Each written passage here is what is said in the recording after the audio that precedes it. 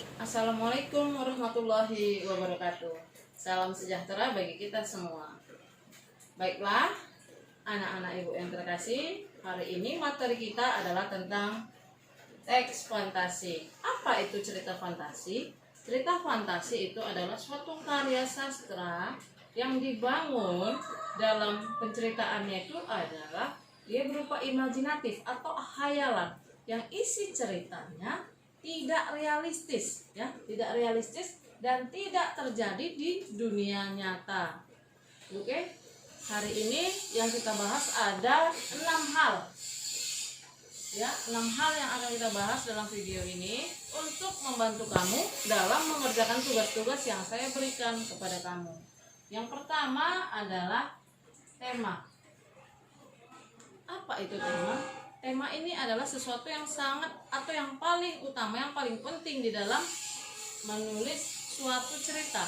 Tema itu adalah suatu gagasan pokok atau ide pikiran, ya, dalam membuat tulisan. Jadi sebelum kita menulis, itu yang dipikirkan dulu apa? Oh iya, tentang apa ya yang mau saya tulis? Ide itulah yang disebut dengan tema, ya. Ingat, tema itu bukan judul, ya. Mana yang duluan lahir, tema atau judul? Sudah jelas adalah tema, ya. Yang berikutnya atau yang kedua adalah tentang rangkaian peristiwa. Rangkaian peristiwa itu adalah urutan, ya, dalam cerita, urutan dalam cerita atau urutan peristiwa-peristiwa itu kita urutkan. Itulah namanya rangkaian peristiwa, ya, yang dirangkai secara urut atau runtut. Berikutnya, tokoh. Tokoh itu adalah orang yang ada di dalam suatu cerita, ya, orang yang terlibat di dalam suatu cerita itu atau lakon.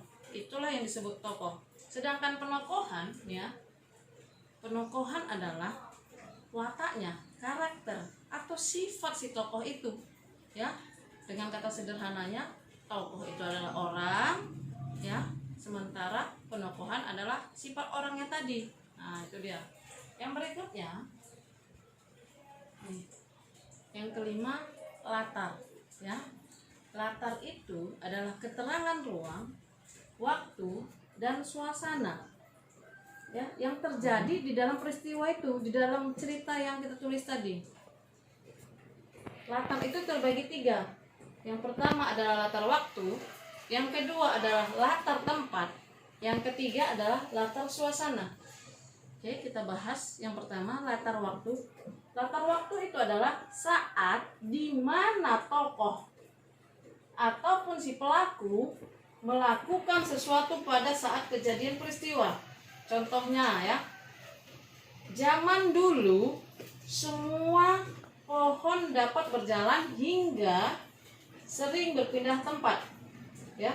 Di sini di dalam kalimat ini mana latar waktunya? Ya, saya ulangi contohnya. Zaman dulu semua pohon dapat berjalan hingga sering berpindah-pindah tempat. Latar waktunya kapan? Kapan itu pohon itu bisa jalan, bisa berpindah-pindah tempat? Kapan? Kapan waktunya? Itu dia. Yaitu pada zaman dulu, seperti itu. Contoh lain, tadi pagi saya bangun kesiangan hingga terlambat ke sekolah. Itu latar waktunya mana? Tadi pagi, benar, ya. Yang berikutnya adalah latar tempat. Latar tempat itu adalah di mana tempat tokoh atau si pelaku mengalami kejadian atau peristiwa yang ada di dalam cerita itu. Contoh, kucing dan tikus saling lempar di atap rumah tua itu, ya. Kucing dan tikus saling lempar di atap rumah tua itu. Jadi kita membahas latar tempat. Di mana kucing? Di mana tempat kucing dan tikus itu saling lempar? Di rumah tua. Jadi di atap rumah tua. Jadi tempatnya di mana? Latar tempatnya adalah atap rumah tua. Yang berikutnya adalah latar suasana. Apa itu latar suasana? situasi apa saja yang terjadi ketika si tokoh melakukan sesuatu. Ada situasi yang terjadi dalam peristiwa itu ketika si tokoh melakukan sesuatu. Contoh, saat beristirahat, burung pipit itu selalu termenung memikirkan di mana keberadaan ibunya. Ia tak pernah lelah untuk terus mencari ibunya. Saya ulangi contohnya. Saat beristirahat, anak burung pipit itu selalu termenung memikirkan keberadaan ibunya sekarang. Ia tak pernah lelah untuk terus mencari ibunya. Apa suasana yang terjadi dalam cerita anak burung tadi?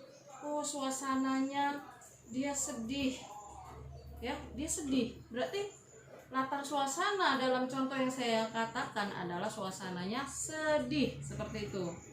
Ya, kenapa dia sedih? Dibuktikan dari ini. Dia selalu termenung memikirkan keberadaan ibunya. Nah, jadi sedih itu ya, suasana sedih. Seperti itu. Itulah latar suasana. Yang berikutnya adalah yang keenam. Yang keenam ya, keajaiban. Di dalam teks fantasi itu namanya dia fiksi, hayalan. Berarti ada keajaiban-keajaiban yang terdapat di dalam cerita tersebut. Apa itu keajaiban yang dimaksud?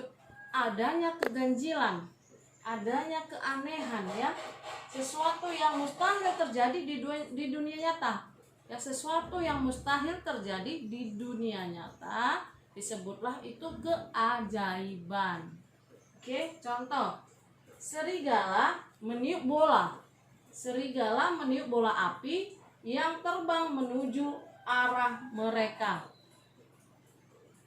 Kalau di dunia nyata, apakah mampu seekor serigala meniup bola api? Nah, tidak kan? Tetapi kalau di dalam cerita fantasi, nah itu bisa saja terjadi. Karena dalam cerita fantasi itu adalah imajinatif dan hayalan atau tidak realistis, seperti itu dia. Nah, itulah maksudnya keajaiban yang di sini tadi ya.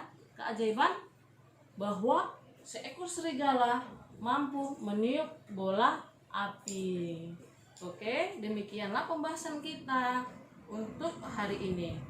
Semoga video saya ini bermanfaat. Atas perhatiannya saya ucapkan terima kasih. Assalamualaikum warahmatullahi wabarakatuh.